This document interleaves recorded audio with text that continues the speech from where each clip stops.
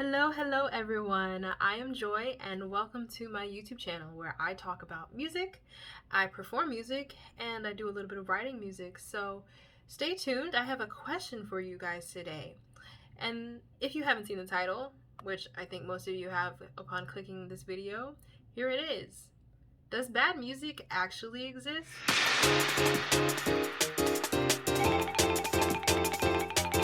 Before we get into the video, I just want to plug one thing because I really want to get your opinion, so please feel free to leave a comment in the section below about this.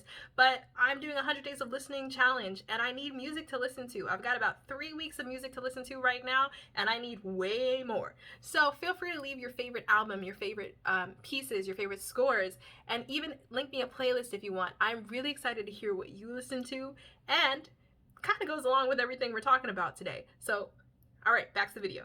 Now, some of you might react to this and be like, of course it does exist, Joy. Obviously, I could name yada yada yada X, Y, Z that is bad music. But I'm going to ask you to do some internal thinking and really think about how we process music, okay? My follow-up question to does bad music actually exist is, if bad music does exist, then what would bad music sound like, okay? Now, before you list examples, I want to check you here, okay? I want you to not list a style, okay? I want you to list a song, a piece of music that is objectively bad. Now, the reason I want you to do this is because I want you to tell me why it's bad, okay? And that might reveal a little bit about you, how you perceive music. Okay, so remember the key word here is how you perceive music.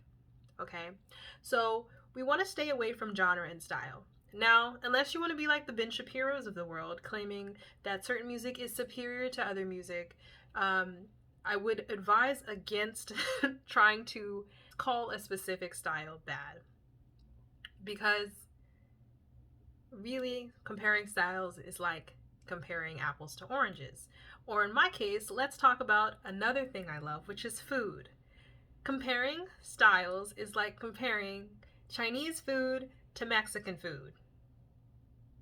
Totally different cuisines, like completely different places in the world, focusing on different flavors, okay?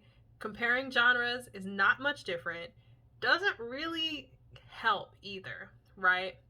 And why it doesn't help is because each genre has its own set of limitations that it imposes on the music within its genre. Now, what I'm talking about is how each genre defines musicianship, the musical elements that are important in each genre, the purpose of the music that's in each genre, and the setting in which that genre is performed. So when I'm talking about the level of musicianship, I'm referring to what is important for a musician to be proficient in that genre, right? Now, if we're talking about Western classical music, we might say that it's very important that the musicians can read the music, and we might also say that it's very important that they learn how to express themselves, and specifically the musical ideas that the composer sought out for them to express in the composer's interpretation, right? Now, if we're talking about something like jazz, it might not be as important for those musicians to read, but it is important for those musicians to listen, and listen very well, or you're going to get very lost, right? So different styles of music have different things that are required of their musicians. And much of the accessible music that we have nowadays gives a lot of people with basic knowledge of music the ability to participate in music. And so that is something that's important to music, right? Then when I talk about the musical elements, what I'm referring to is those three basic things: melody, rhythm, and harmony, and the importance and priority of each of these things. Specific genres are going to emphasize rhythm more. Specific genres might put them all together, or some might emphasize the melody more, the harmony more, right? Different genres are going to tackle those three differently, and that's what makes it that style, okay? When I talk about the purpose of the music, I mean, what are we getting out of it, right? Are we supposed to sit and listen? Just sit and listen, right? Is that some great things? I love sitting and listening to music. Or is the purpose of the music to elevate what we're seeing in front of us, right? Is the purpose of music to invoke some body movement, maybe, right? I.e. dancing. I know I said that weird, okay? But, what is the purpose of that music in that specific style? And then, of course, what is the setting that you're going to hear that music in, right? Now, I love the trends nowadays where we're really taking music out of the setting that it's supposed to be in and adding our own thing to it. It's hilarious. I love some prime content. That's what social media is for. But for real, it's really important, right? Certain settings of which you're hearing music are really important. Are we hearing it in the club? Are we hearing it on the radio? Are we going to a stage performance to see it? These are all really important to what that specific style or genre is going to sound like and how we're going to perceive that style as a whole. Also, what this means is these categories within also affect the progression of that style. So maybe we focus on one thing in, let's say, the 1800s, right? And in the 1900s, we said, you know what? I don't think that's as important. And so in the 1900s, that style evolved. And so all of these concepts and all of these characteristics of that style are what are going to create the progression of that style. So it's very important that all of these genres come with these individual elements that create what we now know as genre. So when I ask you to talk about one piece of music now, take that piece of music that you were thinking of before and think about what style is it, okay? What style is it? And is it a style that you don't like? That's important. Is it in a style that you like or is it a style that you don't like? Because there's two things that could be happening, right? If it's a style that you don't like, you're probably putting the qualifications of another genre onto that piece of music, and that's why it's bad. Or if it's in a style that you do like, it might be going against what is the goal of that particular style. And it might be maybe one of those pieces of music that is evolving that style, right? So think about that when we're thinking about what bad music is. Another thing I want you to think about with that specific piece of music is, what do you personally value in music? Now, if you're wondering what I like in music, I made a whole video about the things I listen for. That'll be in the iCards up there if you want to look at it. But it's really important to think about this, right? What were you raised on? And did you like what you were raised on? That's actually really a very important question. Did you like what you were raised on? Did you like what your parents listened to? Or did you actually go find the exact opposite of what your parents listened to because you hated that music, right? What did your friends play around you? What did your school play, right? Very interesting, very important. And then what were you taught about music? What were you taught that music was supposed to sound like from your parents? From that maybe elementary music teacher, right? From, if you went to music school, from your theory classes, right? What were you taught that was supposed to be important in music? That's going to make up part of your personal aesthetic.